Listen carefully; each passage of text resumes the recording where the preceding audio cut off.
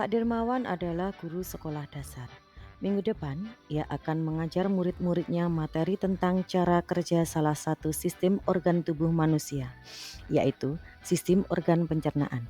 Saat merencanakan pembelajaran, Pak Dermawan mempersiapkan beberapa sumber belajar yang menurutnya akan membantu murid-muridnya belajar sesuai dengan kebutuhannya. Sumber daya belajar yang ia siapkan diantaranya adalah: satu, sebuah poster diagram yang menunjukkan bagian-bagian organ pencernaan yang dipinjam dari perpustakaan. Dua, berbagai bacaan yang memuat pembahasan tentang bagaimana organ pencernaan bekerja dari beberapa sumber. Ada yang berupa beberapa buku bacaan dengan tingkat kesulitan berbeda-beda yang juga ia pinjam dari perpustakaan, yang memuat informasi tentang cara kerja sistem organ pencernaan. Artikel yang ia ambil dari majalah Anak. Kebetulan ada pembahasan tentang sistem pencernaan dengan bahasa yang lebih sederhana. Komik sains milik salah satu muridnya. Di minggu sebelumnya, ia sudah menanyakan pada murid-muridnya apakah ada yang memiliki sumber belajar yang berhubungan dengan sistem organ pencernaan. Kebetulan ada satu muridnya yang memiliki komik sains yang diminta untuk membawanya ke sekolah. 3. Di kelas Pak Dermawan tidak ada komputer. Tetapi Pak Dermawan tetap mencoba mengunduh lewat handphonenya sebuah video singkat yang menjelaskan tentang bagaimana organ pencernaan bekerja. Video ini kemudian ia tonton sebelumnya untuk memastikan isinya sesuai dan cocok dengan apa yang ia ingin anak-anak pahami. Dan kemudian ia simpan di handphonenya tersebut. Rencananya, ia hanya akan menunjukkan video itu melalui handphonenya jika ada murid tertentu yang masih membutuhkan bantuan lebih. 4. Pak Dermawan juga membuat kartu-kartu pertanyaan yang dapat digunakan untuk membantu murid mengkonstruksi sendiri pemahaman mereka tentang cara kerja sistem organ pencernaan dengan menjawab pertanyaan. 5. Pak Dermawan lalu mempersiapkan daftar kegiatan lengkap dengan instruksinya, misalnya membaca buku, artikel, komik, dan sebagainya, mengamati poster, diagram, mendiskusikannya, dan kemudian membuat ringkasan untuk menunjukkan pemahaman tentang isi poster tersebut. Mewawancarai petugas UKS, menjawab kartu-kartu pertanyaan. Aktivitas-aktivitas tersebut walaupun berbeda-beda, namun semuanya bertujuan agar murid memahami cara kerja sistem pencernaan. Pak Dermawan pun siap mengajar.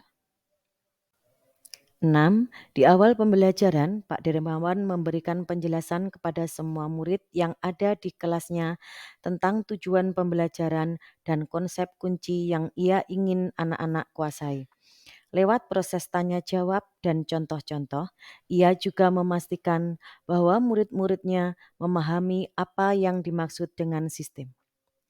7. Setelah itu, ia meminta murid-muridnya mulai bekerja dalam kelompok. Untuk penugasan kali ini, Pak Dermawan telah mengelompokkan murid berdasarkan tingkat kemampuan murid membaca. Hal ini karena tugas pertama yang harus dilakukan oleh setiap kelompok adalah membaca materi bacaan terlebih dahulu. Pak Dermawan menyesuaikan teks yang dibaca tiap kelompok dengan kemampuan membaca mereka. 8. Pak Dermawan menjelaskan pada murid-muridnya bahwa dalam 1 minggu tersebut, setiap kelompok akan mendapat target untuk menyelesaikan kegiatan yang telah disiapkan oleh Pak Dermawan tersebut. Keputusan tentang kegiatan mana yang ingin dilakukan lebih dulu diserahkan sepenuhnya kepada murid. Yang jelas, mereka diberikan kesempatan melakukan kegiatan-kegiatan tersebut pada saat jam pelajaran IPA di minggu tersebut. 9. Selama proses murid melakukan kegiatan, Pak Dermawan memastikan ia mengobservasi dan memantau pemahaman murid-muridnya. Ia mendatangi setiap kelompok. mengajukan pertanyaan dan memberikan pertanyaan lanjutan kepada murid-murid yang memerlukan bantuan atau perlu diberi tantangan lebih. Ia misalnya menunjukkan video lewat handphonenya kepada beberapa anak yang tampak masih kesulitan, membantu mereka memahami konsep-konsep kunci dengan kosakata-kosakata sederhana yang kemudian ia display di kelas. Pak Dermawan juga membuat catatan-catatan penilaian selama proses ini. Setiap jawaban murid, pertanyaan murid, ia perhatikan. Ia gunakan informasi ini untuk menyesuaikan tingkat bantuan yang ia berikan kepada murid. 10. Pak Dermawan kemudian melakukan penilaian untuk mengetahui sejauh mana murid-muridnya memahami materi tersebut. Ia kemudian membuat penilaian berjenjang atau tier assessment. Untuk murid-murid yang kemampuannya kurang, ia menugaskan mereka untuk menjelaskan alur pencernaan dalam sebuah diagram alur yang sederhana yang dilengkapi penjelasan singkat.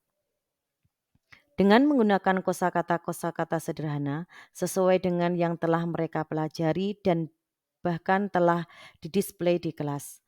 Untuk murid-murid yang kemampuannya sedang, ia meminta mereka membuat sebuah cerita narasi tentang alur pencernaan dengan kosakata yang lebih bervariasi.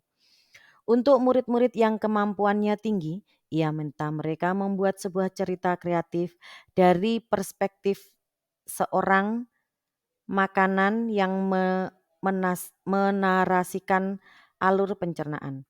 Melalui tugas ini, penyesuaian kalimat dan pemilihan kosakata yang digunakan tentunya sudah lebih sulit.